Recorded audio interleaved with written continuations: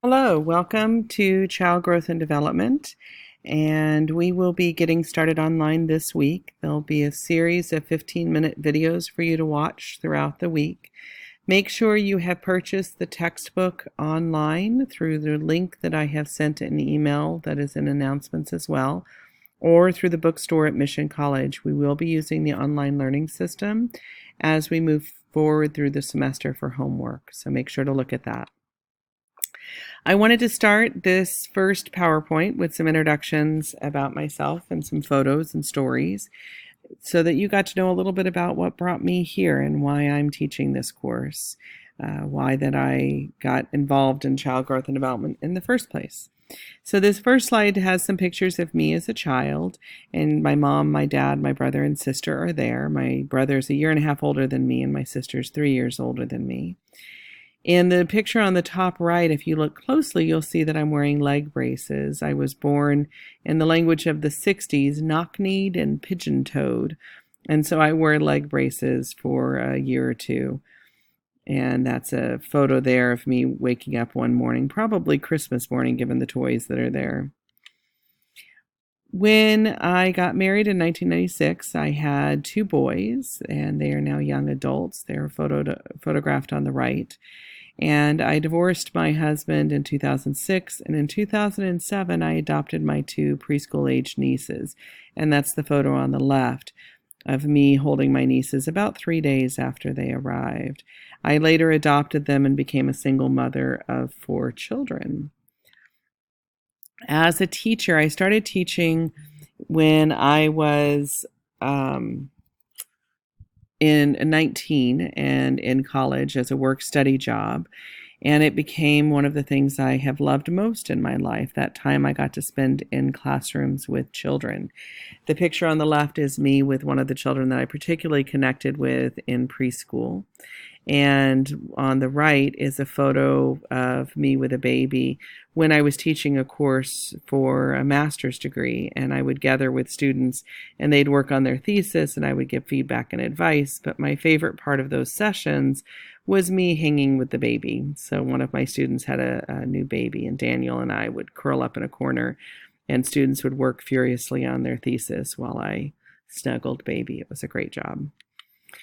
This is a series of photos of my husband now. We met in 2009, and he had 2 children of his own, and he was insane enough to date a woman with 4 children and fall in love not just with me, but with all of those children and become their father. He later adopted my 2 daughters in 2014. So we have 6 children that are teenagers up through their middle 20s. And so there's a lot we have learned from them about adolescence and emerging adulthood, and a lot that they have taught me about the world. And I'm very proud to be their mom. One of the things we do as a family is we volunteer, and we have volunteered for the Humane Society, bottle feeding baby kittens and other things. We discovered quickly that we fail at that because we adopt a lot of them. We have 3 dogs, all adopted from different shelters, that are pictured here on the bottom left. And we have 6 cats, many of them pictured here in the other photographs, one of them of 3 kittens climbing on my daughter's chest. Most of these cats we fed from babies. From a week or 2 weeks old, we were bottle feeding them and raising them and falling in love with them and having trouble giving them back. So of the 13 kittens we fostered for one summer, we adopted 4. So that's who I am. I want to get to know more of who you are, and there's more in the introduction specifically about me that gives you more information. And I'll be reading through all of your introductions as well. I'm hoping that by reading the introductions and spending time asking questions to get your fellow students to share more, that you'll create some learning partnerships and get to know each other a little more. And through the semester, use those relationships to learn together and study together and make this class richer and more meaningful for you. You know a lot about child development already. If you know nothing else, you know about your own development. You have developed from inside of your birth mother's or your mother's womb all the way until who you are now. All of that is development. And so many of these theories will connect to your own life. Some of you may have already taken child development classes in another context, in another place. You may have experience working with children who have special needs, and you might be a parent or a grandparent and know something about children and child development from those experiences. It's my hope that you bring that information into class, into the discussions, and really share what you know with everyone else to make the class richer and more meaningful for all of us. One of the things to think about in this class is that our earliest memories are often later in childhood. Due to childhood amnesia, which is the term they use for it, we often don't remember what happened to us under the age of 4 or 3. Some people do remember all the way back to the time they were born. They remember being born, but that's extremely rare, and for most of us, our memories start at 3 or 4. That means that the majority of our memories happen during elementary school years, the ones that are concrete and solid that we can rely on. And it's hard for us to picture what it's like to be under 5 and really relate that to our own lives in that way. So we have to trust the observations of children who are in that age group. For example, my earliest memory is actually pulling myself down the hallway in the middle of the night with my leg braces on, trying to wake my mom up. I was toileting about 2.5 and wanting to get to the toilet to pee and not knowing how to do it with these leg braces on. I couldn't walk during the time that I wore those. And my mom's face when she came to the door and saw me on the floor. She later said that was the last night I wore the braces and that she took them off and did other things to help straighten my legs. And it is a very powerful memory in part because of the emotions that are connected to it. Strong emotions, big events, those are the types of things that connect to memories. Our emotions and our memory centers are close together in the brain. Scents and smells can often take us back as well. So one of the questions I ask in my class is, when do you think we're done developing?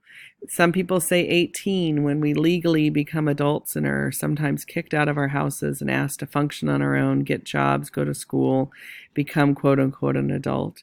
Other people say 21, when we can drink and make riskier decisions. Some people say 25, when they theoretically say that the frontal lobe of the brain is fully developed.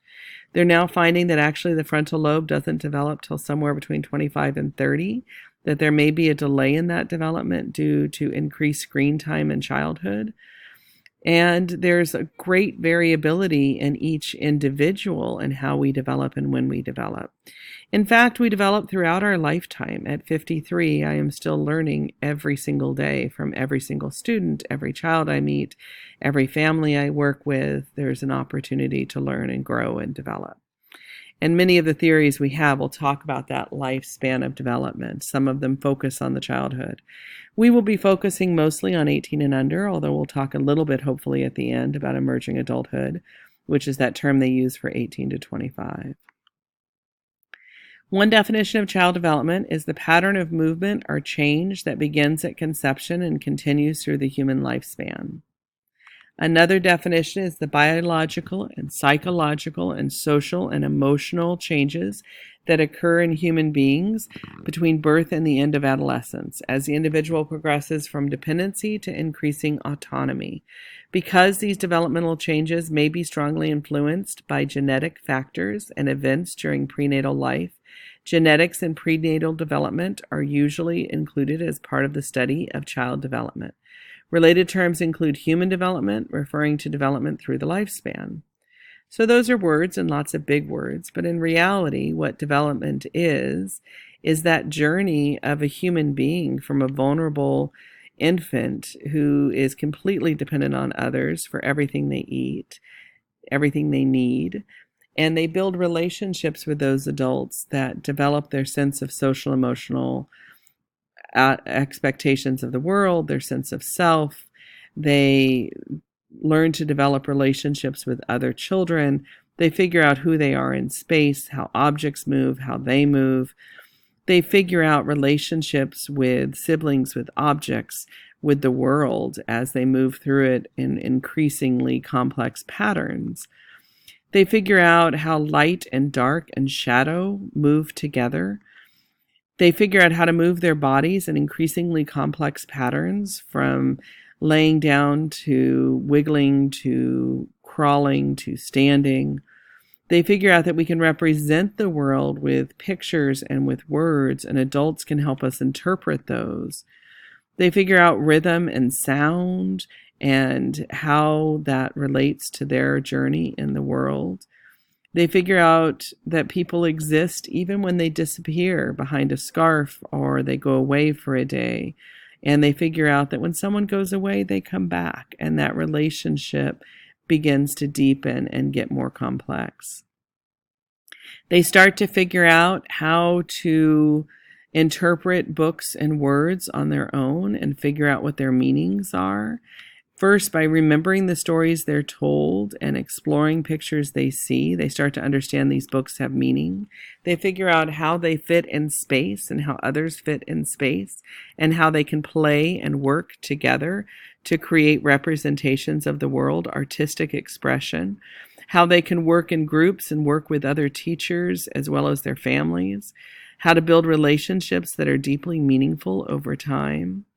They build senses of community from very young ages. They also figure out who they are as solitary beings and how they can operate and work on objects to create something and represent something they're picturing in their mind. They learn to think about and contemplate and reflect on their successes, like how to tie a shoe and what that feels like when they figure that out. They figure out how to build relationships and friendships in diverse communities, and not just who they are, but who other people are and how that works together. How to respect and encourage and build a relationship with somebody who's different than you. They figure out how to move in space, either through, inside of, on top of, higher, lower, and what does the world look like from these different perspectives. They figure out how to represent their name in writing, their core sense of self. They start to figure out what it means to be part of a community. As they get older, they build relationships with their peers and their siblings that get deeper and more meaningful. They attend community events and learn more about who they are in the larger world. They play all the way through childhood as a representation of self and as a sense of figuring out who I am in the world and what is power and what are these things I hear about. And so they dramatically represent themselves in different ways. As they grow older, they develop a sense of independence, a sense of self, a sense of courage and excitement about the world. They learn how to read and understand the world on their own without somebody reading to them. And they make choices about what books they want to read, what stories they want to hear, what things they want to explore. They learn how to encourage and support others in times of difficulty and give them encouragement.